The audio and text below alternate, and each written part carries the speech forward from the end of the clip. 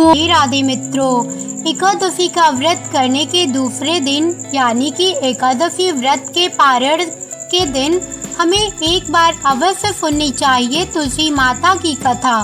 तुलसी माता की कथा सुनने मात्र से सभी मनोकामनाएं पूर्ण होती, साथ ही घर से दुख दरिद्रता दूर होती है। एकादशी व्रत कथा। श्री सूत जी बोले, महाराज ब्राह्मणों से बोले कि हे ब्राह्मणों, इस विधि युक्त उत्तम महात्म्य को श्री कृष्ण ने कहा था। विशेषकर जो उत्तम जन इस व्रत की उत्पत्ति भक्ति से सुनते हैं, वह इस लोक में अनेक प्रकार के सुख भोगकर अंत में दुष्प्राप्य विष्णु लोक को पाती हैं। पूर्व काल में श्री भगवान ने अर्जुन के प्रति एकादशी व्रत की उत्पत्ति विधि इत्यादि कही थी, तो उन्हीं के कथन रूप से मैं कहती हूँ। अर्जुन ने पूछा कि हे जनार्दन, जो रात्रि में उपवास करती हैं तथा एक ही समय में भोजन करती हैं, उन्हें क्या पुण्य मिलता है और उस उपवास की विधि क्या है? तो आप कृपा करके कहिए। यह सुनकर श्री कृष्ण भगवान ने कहा कि सबसे प्रथम स्नान करना चाहिए तथा व्रती पुरुष, पतित चोर, पाखंडी, देवता, वेद और ब्राह्मणों की निंदा करने वाले दुराचारी, पर द्रव्य चुराने वाला, इन सबसे बात न करे। यदि किसी तरह इनको देख ले तो इस पाप को दूर करने के लिए सूर्य को देखे स्नान के बाद नैवेद्य आदि अर्पण कर भगवान विष्णु की पूजा करे, दीप दान करे। यह सब कर्म भक्ति भाव युक्त होकर करे। उस दिन निद्रा और मैथुन न करे तथा रात्रि नृत्य गायन आदि सद्वार्ता से बिताएं। भक्ति युक्त होकर ब्राह्मणों को दक्षिणा देवे और प्रणाम कर उनसे अपनी त्रुटि की क्षमा याचना करे। शुक्ल पक्ष और कृष्ण पक्ष की एकादशी दोनों समान हैं। इन दोनों एकादशी में भेद बुद्धि उचित नहीं है। व्यतिपात योग में संक्रांति के समय में चंद्र या सूर्य ग्रहण में कुरुक्षेत्र में स्नान से जो फल प्राप्त होता है, वह सब एकादशी के व्रत करने से मनुष्य को प्राप्त होता है। अश्वमेध यज्ञ करने से जो फल प्राप्त होता है, उससे 100 गुना अधिक पुण्य एकादशी के व्रत करने से होता है। जिस मनुष्य के घर में एक सहस्त्र तपस्वी 60,000 वर्ष भोजन करे, उसे जो पुण्य प्राप्त होता है, सो एकादशी व्रत से भी होता है। वेद वेदांग पूर्ण ब्राह्मण को 1000 गौदान करने से जो पुण्य होता है, उससे 10 गुना अधिक पुण्य एकादशी के उपवास से होता है। 10 उत्तम ब्राह्मणों को भोजन कराने से जो पुण्य होता है, उससे 10 गुना आदि पुण्य एकादशी के उपवास से होता है। और इससे भी 1000 गुना अधिक कन्या और भूमि दान करने से पुण्य होता है।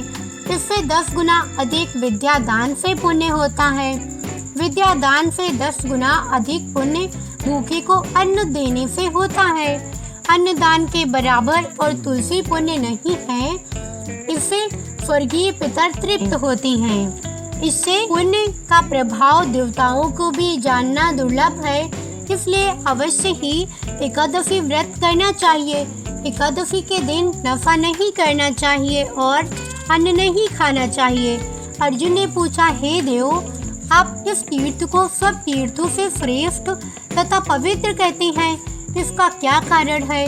भगवान ने कहा कि पहले सतयुग में मूर नामक एक महाभयंकर दैत्य था, जिसके भय से सभी देवता भयभीत थे। उसने इंद्र आदि देवताओं को जीतकर उन्हें उनके स्थान से भ्रष्ट कर दिया था। तब इंद्र आदि देवताओं ने महादेव जी से कहा कि हे देवों के देव, हम लोग इस समय मूर दैत्य के अत्याचार से पीड़ित होकर मृत्यु लोक में अपना काल बिता रहे हैं और देवताओं की दशा तो कहीं नहीं जाती। सो कृपा करके इस दुख को छूटने का उपाय बतलाइए। तब महादेव जी ने कहा कि हे देवों के राजा इंद्र, आप भगवान विष्णु के पास जाइए।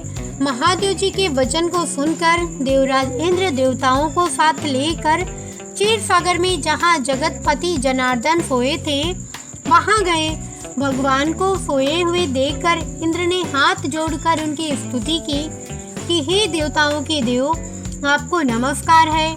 दैत्यों के नासक मधुसूदन, हे पुंडरीकाक्ष, आप हम लोगों की रक्षा करें। हे जगन्नाथ, दैत्यों से डरकर सब देवता मेरे साथ आपकी शरण में आए हैं। आप हमारे लोगों की रक्षा करें। आप इस जगत के पिता हैं। आप ही इस जगत के स्थिति करता हैं, उत्पत्ति करता और संहार करता हैं। आप देवताओं के सहायक हैं तथा उन्हें सुख देने वाले हैं।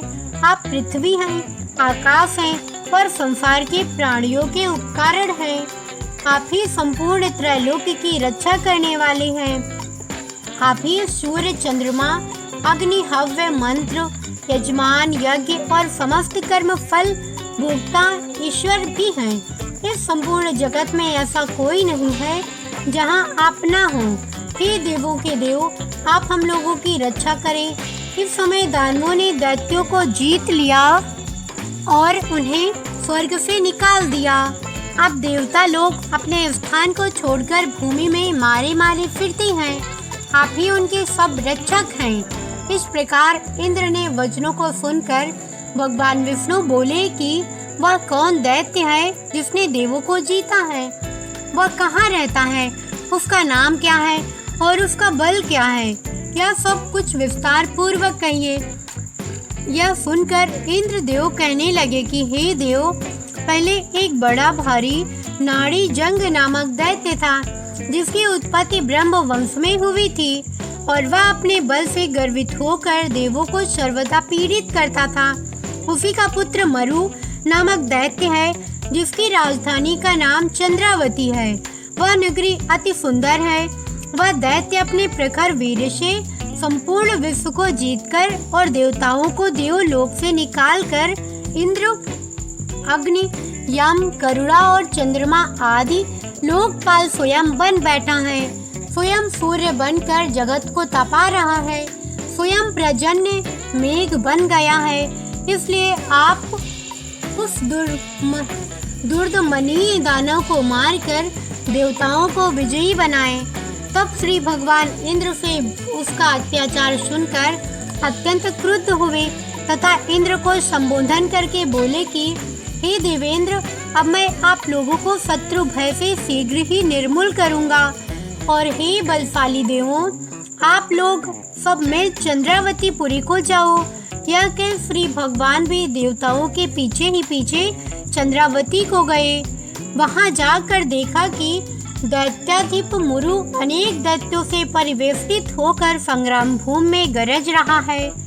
युद्ध प्रारंभ होने पर असंख्यात सहस्त्र दानव दिव्य अस्त्र शस्त्रों से सुसज्जित होकर लड़ने लगे। अंत में देवता लोग दानवों से लड़ न सके। उन्हें देखकर अनेक दैत्य अस्त्र शस्त्र से उन पर टूट पड़े। जब भगवान ने देखा कि देवता भाग गए हैं, तब शंख चक्र गदाधारी भगवान अस्त्र शस्त्रों से राक्षसों को युद्ध करने लगे। उन सर्पों समान अस्त्रों से वृत्त हो अनेक दानव इस लोक से चिरदिन के लिए प्रस्थित हुए, परंतु दैत्याधिप निश्चल भाव से युद्ध करता रहा। भगवान जिन जिन अस्त्रों का प्रयोग उस पर करे, वह सब उसके तेज से कुंठित होकर पुष्प के समान उसके अंगों में मालूम पड़ते थे। अनेक शस्त्रों के प्रयोग करने से भी जब भगवान उनको ना जीत सके, तब क्रुद्ध होकर परिख तुल्य बाहुओं से मल्ल युद्ध करने लगे। 1000 वर्ष भगवान ने उससे युद्ध किया, परंतु वह नहीं हारा। तब भगवान शांत होकर विश्राम करने की इच्छा से बद्रिकाश्रम चले गए। वहां 48 कोस की लंबाई में विस्तृत और एक द्वार युक्त हेमवती नामक गुफा में शयन करने के लिए भगवान ने प्रवेश किया। हे धनंजय, मैं उस गुफा में सोया था तो दानव भी मेरे पीछे पीछे उस गुफा में चला आया और मुझे सोते देखकर मारने के लिए उद्यत हुआ। वह समझता था कि आज मैं दानवों के चिर शत्रु इनको मारकर इन्हें निष्कंटक बनाऊं। उसी समय मेरे शरीर से अत्यंत सुंदरी दिव्य अस्त्र लिए एक कन्या उत्पन्न होकर दानव राज के सम्मुख युद्ध के लिए उपस्थित हुए। दानवेंद्र उससे युद्ध करने लगा और युद्ध में उसकी निपुणता को देखकर सोचने लगा कि इस रुद्र स्वरूप स्त्री को किसने बनाया, जिसके पार वज्रों के समान है। पुनः उन दोनों में घमासान युद्ध आरंभ हुआ। एक मुहूर्त में ही उस कन्या ने दानव राज के अस्त्र शस्त्रों को काटकर उसे रथहीन कर दिया। तो वह दानव विरथ और निशस्त्र होकर आक्रमण करने के लिए दौड़ा, परंतु भगवती ने उसे मुष्टिक मारकर जमीन पर गिरा दिया। तो पुनः वह उठकर कन्या को मारने की इच्छा से दौड़ा। उसे आते देखकर भगवती ने उसका सिर धड़ से अलग अलग करके उसे यमलोक को भेज दिया और उसके साथी भयभीत होकर पाताल को चले गए। जब भगवान उठे तो वह कन्या उनके सामने हाथ जोड़ खड़ी हुई। उस कन्या को देखकर भगवान विष्णु अति प्रसन्न हुए और बोले कि संपूर्ण देव गंधर्व नाग लोकेश सभी को जीतने वाले इस दृष्टि दानव को रण में किसने मारा है, जिसके भय से मैंने इस कंदरा में आश्रय लिया था, सो इसने कृपा कर मेरी रक्षा की है। कन्या ने उत्तर दिया कि हे प्रभु, आपको सोया देखकर वह दानव आपको मारना चाहता था कि आपके ही अंश से उत्पन्न हुई मैंने ही इस दानव का संहार करके देवताओं को निर्भय किया है। मैं सर्व शत्रु दमन कारिणी आपकी महाशक्ति हूँ। हे प्रभु, आप बतलाइए कि इसके मारने से आपको क्यों आश्चर्य हो रहा है। भगवान बोले कि हे निष्पाप, इस दानव को मारने से तुझ पर मैं अत्यंत प्रसन्न हूँ। इस समय सभी देवता अत्यंत हर्षित हो गए हैं और तीनों लोकों में इस समय आनंद छा रहा है। अतः निसंकोच होकर तुम्हारी जो इच्छा हो सो वर मांगो। स्मरण रखो कि देवताओं को दुर्लभ वर भी तुम मांगोगी तो मैं तुम्हें दूंगा। कन्या बोले कि भगवान, यदि आप मुझ पर प्रसन्न हैं और यदि वर देना चाहती हैं तो मुझे वह वर दीजिए कि इस दिन यदि कोई उपवास करे तो मैं उसके पापों से उसे तारने में समर्थ हूँ और इस उपवास से जो पुण्य होता है उसे आधा रात्रि भोजन में होवे। उसका आधा पुण्य एक संध्या भोजन करने वालों को हो। जो जितेंद्रिय मेरे दिन को भक्ति युक्त होकर उपवास करे सो विष्णु धाम को प्राप्त होवे और कोटि वर्ष तक वहाँ अनंत सुख भोग करे। यह सुनकर भगवान विष्णु बोले कि हे कल्याणकारी, जो तुम कहती हो वह अत्यंत सत्य होवे। जो हमारे और आपके भक्त हैं उनकी कीर्ति जगत में प्रसिद्ध होगी तथा वे मेरे समीप वास करेंगे। हे मेरी उत्तम शक्ति, तुम एकादशी तिथि को उत्पन्न हुई हो, इस कारण तुम्हारा नाम भी एकादशी ही होगा। एकादशी उपवास करने वाले के संपूर्ण पापों को दूर कर मैं उन्हें उत्तम गति दूंगा। विशेषकर तृतीय, अष्टमी, चतुर्दशी, एकादशी ये तिथियां मुझे अत्यंत प्रिय हैं। हे पार्थ, सब तीर्थों से सब व्रतों से अधिक पुण्य एकादशी तिथि में है। विष्णु भगवान इतना वर देके वहाँ से अंतर ध्यान हो गए और एकादशी तिथि भी वर पाकर परम संतुष्ट तथा हर्षित हुई। हे अर्जुन, जो मनुष्य एकादशी का व्रत करती हैं, मैं उनके शत्रुओं का नाश करके अवश्य ही उत्तम पद देता हूँ। इस प्रकार एकादशी की उत्पत्ति हुई। सब पापों को दूर करने और सब प्रकार के मनोरथ सिद्ध करने के लिए यह तिथि प्रसिद्ध है। जो एकादशी व्रत करती हैं, वे उत्तम लोक को जाती हैं। वह पुरुष धन्य है जो विष्णु भक्त एकादशी का महात्म्य सर्वदा श्रवण या पठन करती हैं। उन्हें अश्वमेध का फल प्राप्त होता है। जो विष्णु परायण मनुष्य दिन रात विष्णु की कथा सुनती हैं, वह अपने कोटि पुरुष के साथ विष्णु लोक में जाकर पूजित होती हैं। जो एकादशी महात्म्य का चतुर्थार्थ भी श्रवण करता है, उसके ब्रह्म अत्यधिक पाप छूट जाती हैं। विष्णु धर्म के समान दूसरा धर्म नहीं है। एकादशी व्रत के समान दूसरा व्रत नहीं है। तुलसी माता की कथा। एक कन्या थी। जब वह थोड़ी बड़ी हुई और उसको समझ आने लगी, तब से ही वह तुलसी माता की पूजन करने लगी। उसके प्रतिदिन का नियम था कि तुलसी माता जी का पूजन करने के बाद ही खाना खाती थी। जब वह शादी के लायक हुई तब उसके माता पिता ने उसकी शादी करवा दी।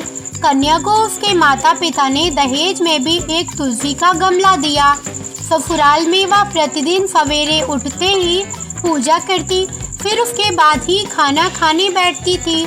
उसकी 2 जेठानियाँ थी, वो दोनों उसका मजाक उड़ाती थी कि बड़ी नियम धर्म वाली बनती है। उन दोनों को उससे बहुत ईर्ष्या होती थी, इसलिए वो दोनों तुलसी जी का गमला छिपा देती। वह कन्या बड़ी मुश्किल से ढूंढ कर लाती, अच्छे से पूजा करती, फिर खाना खाती। वह गमला ढूंढ कर ले आती तो एक दिन तो उसके जेठानियों ने क्या किया कि तुलसी माता का गमला कहीं दूर फेंक दिया। कन्या ने खूब ढूंढा पर उसे तुलसी का गमला नहीं मिला। वह बहुत ही परेशान हो गई। उस दिन तो उसने खाना भी नहीं खाया। उसका नियम जो था, उस कन्या की सच्ची भक्ति देखकर तुलसी माता उससे बहुत प्रसन्न हो गई और उसके कमरे में तुलसी माता का गमला प्रकट हो गया। अगले दिन सुबह जब वह उठी तो क्या देखती है कि उसके खाट के चारों कोनों पर तुलसी माता का गमला आ गया है। यह देखकर वह तो बहुत प्रसन्न हो गई कि अब मेरी तुलसी माता को कोई चुरा नहीं सकेगा। पूजन करने के लिए भी कहीं और जाना नहीं पड़ेगा और कोई मेरी तुलसी माता को फेंक भी नहीं सकेगा। वह तो जल्दी से उठकर स्नान करती है और तुलसी माता की पूजन कर लेती है। जब वह खाना खाने बैठी तो उसकी जेठानियां मजाक करने लगी कि लो देवरानी का नियम धर्म पूरा हो गया। उससे पूछती है कि तुलसी जी की पूजा कर ली क्या? देवरानी धीरे से बोलती है कि हाँ कर ली। जेठानियां बोलती हैं कहाँ से कर ली पूजा, गमला तो फेंक दिया था। देवरानी कहती है कि देख लो मेरे कमरे में खाट पर तुलसी जी लग रही हैं। जेठानियां बहुत शर्मिंदा हुई और बोली कि देवरानी तेरी भक्ति सच्ची है, हमने तुझे बहुत परेशान किया, हमें माफ कर दे। देवरानी उन्हें माफ कर देती है।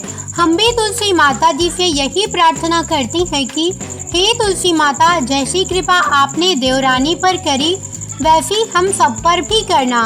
अब सुनते हैं तुलसी माता की दूसरी कथा। एक बुढ़िया माई थी, उसको तुलसी पूजा करने का नित्य का नियम था। वह प्रतिदिन खाना खाने से पहले पूजा करती थी और उसके बाद खाना खाती थी। वह तुलसी माता से प्रतिदिन प्रार्थना करती थी कि हे तुलसी माता, खाड़ खीर का भोजन देना, पाट पीताम्बर का वेश देना, योगियों जैसी मौत देना, स्वर्ग का वास देना, राम लक्ष्मण की कांध देना, सीता जी का चाल चलावा देना। यह सुनकर तुलसी जी सूखे सूखे रह रही थी। राम लक्ष्मण उधर से निकल रहे थे तो उन्होंने पूछा तुलसी जी कि आप सूखे सूखे क्यों जा रहे हो? एक बुढ़िया, वह बुढ़िया रोज मेरी पूजा करती है और वह मुझसे खाने का लड्डू मांगती है, खेलने को भाई मांगती है, खाड़ खीर का भोजन मांगती है, पाट पीताम्बर का वेश मांगती है, आपकी कांध मांगती है, सीता जी का चाल चलावा मांगती है, स्वर्ग का वास मांगती है, योगिनियों से मौत मांगती है। तुलसी माता बोली, बाकी सब तो मैं दे दूं, पर आपकी कांध कहाँ से दूं और सीता जी का चाल चलावा कहाँ से दूं उस बुढ़िया माई को? राम जी और लक्ष्मण जी तुलसी जी से बोले कि आप हरे भरे हो जाओ, सब हो जाएगा। कुछ दिनों बाद बुढ़िया माई मर गई। लोग इकट्ठा होने लगे, क्यों कि ले जाने के लिए, उसको तैयार करने के लिए उठाने लगे तो वह इतनी भारी हो गई कि उसको लोग उठा नहीं पाए, उसको हिला भी नहीं पा रहे थे। लोग कहने लगे कि बुढ़िया इतनी भारी कैसे हो गई, वह तो देव दर्शन सब करती थी, क्या वह कोई जादू टोना करती थी जो ऐसी भारी हो गई? इतने में राम लक्ष्मण और सीता जी आए। सीता जी ने चाल चलावा किया और राम लक्ष्मण ने कंधा दिया और बुढ़िया तो सदैव वैकुंठ को चली गई। हम भी तुलसी माता से यही प्रार्थना करते हैं कि हे तुलसी महारानी, जैसी सदगति उसको दी वैसी सदगति सभी को देना।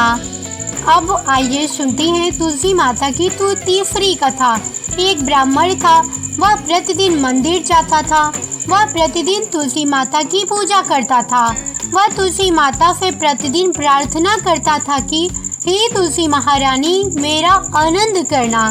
तुलसी माता ने सोचा कि यह ब्राह्मण तो बहुत सीधा है और गरीब है और प्रतिदिन मेरी पूजा करता है। मैं इसके कुछ न कुछ करना चाहती हूँ। तो तुलसी महारानी एक कन्या का रूप बनाकर बैठ गई और उस ब्राह्मण को बोली कि ब्राह्मण, मैं भी तेरे घर आना चाहती हूँ। ब्राह्मण ने सोचा कि 6 लड़कियाँ तो मेरे पहले से ही हैं और 7 लड़कियों का मैं कैसे पालन पोषण करूँगा, लड़कियों की शादी कैसे कराऊँगा।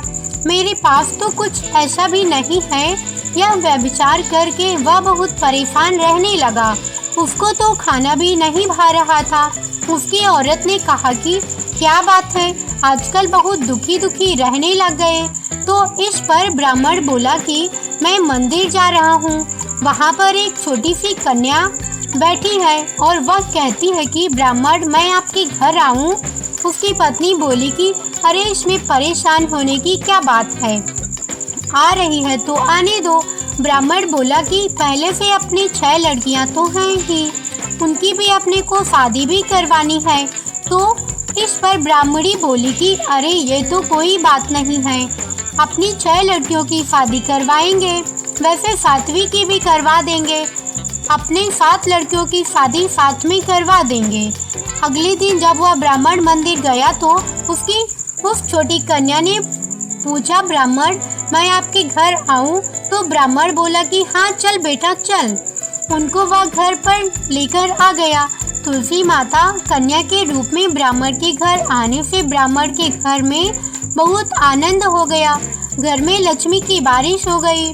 जब ब्राह्मण 7 कन्याओं की शादी के लिए वर ढूंढने जाने लगे तो उस छोटी कन्या ने कहा कि मेरे तो शालिग्राम जी के मंदिर में जाकर शालिग्राम जी को बोलना कि बारात लेकर आए और मेरी 6 बहनों के मेरी तुम्हारी इच्छा से वर ढूंढ लेना। तुलसी महारानी की मेहरबानी से उसके तो सब जेवर, कपड़ा, खाना सब तैयार हो गया और अच्छी धूमधाम से उनकी शादी हो गई और उस ब्राह्मण की तुलसी माता टूटमान हुई।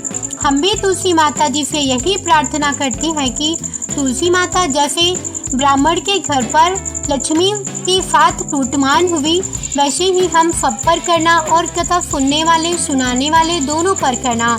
और जैसा आनंद ब्राह्मण करने करा वैसा हम सबके लिए करना। यह थी संपूर्ण तुलसी माता की कथा। अब आइए सुनते हैं तुलसी माता की आरती। जय जय तुलसी माता, सब जग की सुखदाता वरदाता। जय जय तुलसी माता, सब योगों के ऊपर, सब रोगों के ऊपर, रुज से रक्षा करके भवित्राता। जय जय तुलसी माता, बटपुत्री ही श्यामा, सुरबल्ली ही ग्राम्या। विष्णु प्रिय जो तुमको सेवे, सो नर तर जाता।